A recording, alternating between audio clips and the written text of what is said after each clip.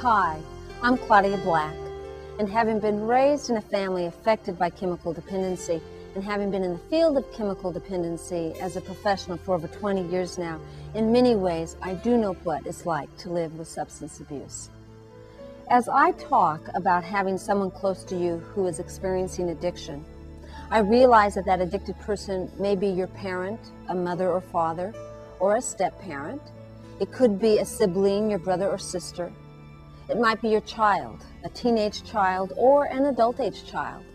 It could be your husband, your wife, your lover, your partner. It may be a member of the extended family or otherwise close friend. The drug abused could be alcohol, but just as possibly today it could be an addiction to prescription pills, marijuana, cocaine, crack cocaine, crystal meth, heroin, or any mind-changing chemical. But irrespective of the drug that's being predominantly abused, life for everybody in the family is impacted. Over the years, I have frequently worked with young people as well as adults, and sometimes it is easier for children to be more open and honest about what it is that's happening in a family. At various times in this presentation, I will show you a few pictures that children who live with addiction have drawn for me.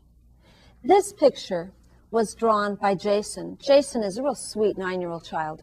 He has dark hair and he has brown eyes, and he likes to take care of the other kids in group. And he's told me how much he takes care of his younger brother and sisters, particularly when his parents are out.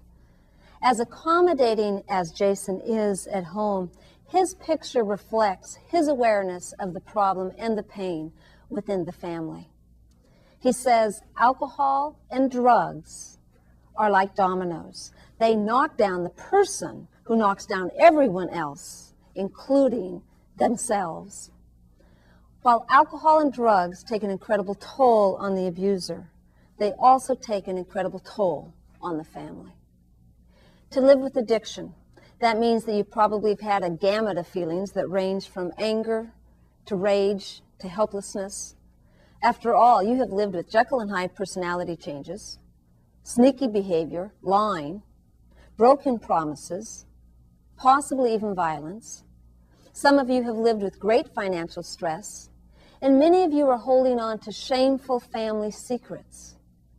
For many of you, it's become a way of life because addiction runs in the family.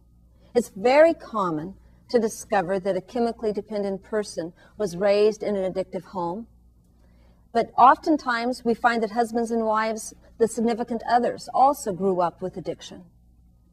If you're a parent who has a child who is addicted, it sometimes gets really confusing when you may not be a substance abuser, but one of your parents was, to see addiction rear its ugly head in your family. It is not the least bit uncommon to see addiction skip a generation. Whatever your past experience has been, though, as family members today, you are most likely frustrated and possibly very angry. And yet, if you're viewing this video, it is likely that the addicted person is in some type of treatment, so your feelings may be mixed with a guarded sense of hope. Your very presence here is reason to be hopeful. You are a part of breaking the cycle of addiction. To live with addiction in the family typically means that you've lived for months and maybe even years with fear. If you're the parent of an addicted child, it's common to feel incredible guilt. As a family member, we have been hurt, we are lonely, and for some of us, we only know despair.